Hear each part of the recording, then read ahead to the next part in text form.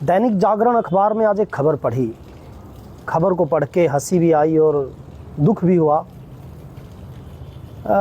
कल नवीन जिंदल जी, जो नव निर्वाचित सांसद हैं कुरुक्षेत्र के, वो कैथल आए हुए थे और अधिकारियों की बैठक ले रहे थे। और इस दौरान अधिकारियों से बातचीत करते हुए उन्होंने अधिकारियों से पूछा कि क्या उस जो अखबार की खबर में जो लगा, वो मैं बोल रहा हूँ कि लोग अभी भी बिजली की चोरी करते हैं। तो अधिकारियों ने कहा हाँ जी। तो नवीन जिंदल जी बोले मेरा चुनाव ख़त्म हो गया है और छापेमारी कीजिए। तो पास में ही खड़े कैथल के विधायक लीलाराम जी ने कहा कि ठंड रखो, अभी विधानसभा चुनाव बाकी है।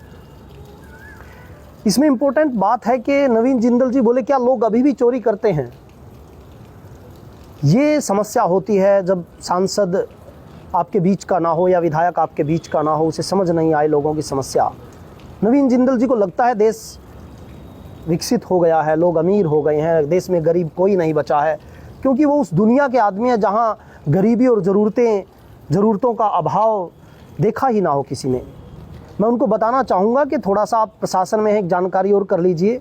अभी भी देश में ऐसा कानून है, या हरियाणा में भी ऐसा कानून है कि किसान अगर ट्यूबवेल और एक बल्ब को छोड़कर कुछ भी चलाता है खेत में, चाहे उसका बिल भी दे, तो वो गैर कानूनी है और नियम के खिलाफ है। बिजली विभाग उसके खिलाफ जुर्माना करता है।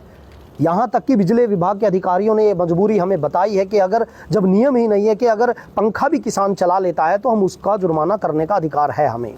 मतलब देश में 20 साल पहले जो नियम बने होंगे वो अभी तक लागू हैं। तो मैं कहना चाहूँगा किसान को भी इस गर्मी में पंखे की ज़रूरत है। जिंदल साहब, वो भी इस दुनिया की चकाचौंध में जिस तरह से सब सुख सुविधाओं को भोग रहे हैं आप जैसे नेता, तो उनको भी ज़रूरतें हैं, उनका ख्याल नहीं रखा जाता।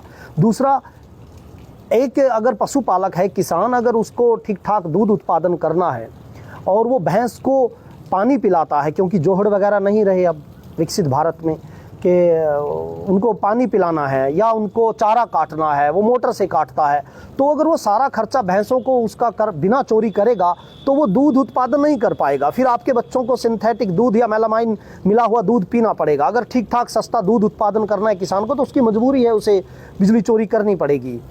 उसे पंखा चलाना है, बिजली चोरी करनी पड़ेगी, या ट्यूबवेल बल्ब से अलग कुछ भी उसे चलाना है खेत में, बिजली चोरी करनी पड़ेगी।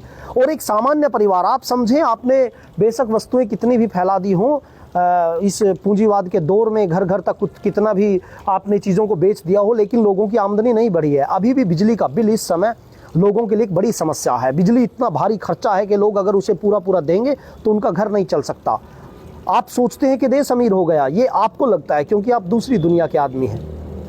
आपको लगता है कि देश में ऐसे घर नहीं होंगे अब जो गरीब हैं, जो सिलेंडर पर खाना पकाएं और उससे खाएं, तो उनको लगता है, आपको लगता है कि वो उस खर्च को वहन कर सकते हैं। आज भी लोग बिजली चोरी करके हीटर पे खाना बनाते हैं, उनकी ज़रूरत है, उनकी मजबूरी है, क्योंकि वो गरीब हैं। आपको नहीं पता कि गरीबी कैसी होती है।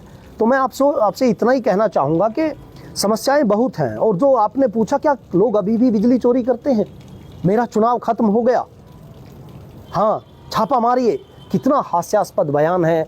और लोगों को ये समझना चाहिए कि कितना ढोंग रचा जाता है कि जब तक चुनाव है छापा मत मारिए, चुनाव के बाद रगड़िए लोगों को।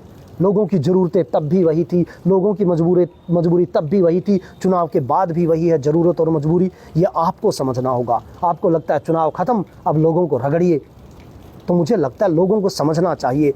मैं चाहता हूँ चुनाव ख़त्म हो तब भी ना छापे लगें, चुनाव चल रहे हों तब भी ना छापे लगें। लोगों की ज़रूरतों को समझ के लोगों को समझाओ। और लोगों के लिए मैं भी मानता हूं बिजली का बिल देना चाहिए, लेकिन बिजली का बिल इतना देना चाहिए उसके घर की सारी आमदनी उस बिजली के बिल में ना चली जाए। ये नवीन जिंदल जी की ड्यूटी है, उनको चुन के संसद में भेजा है। लोगों की समस्या को उठाना नवीन जिंदल जी का काम है। लोगों की समस्या को देखकर और अपने आप को उस चुनाव से बाहर निकलते ये कहना कि लोगों को रगड़ दो, लोगों से बहस निकालना नवीन जिंदल जी का काम नहीं है। लेकिन दुर्भाग्य है हमने नवीन जिंदल जी को चुना क्योंकि वो लोगों के नेता नहीं हैं। धन्यवाद।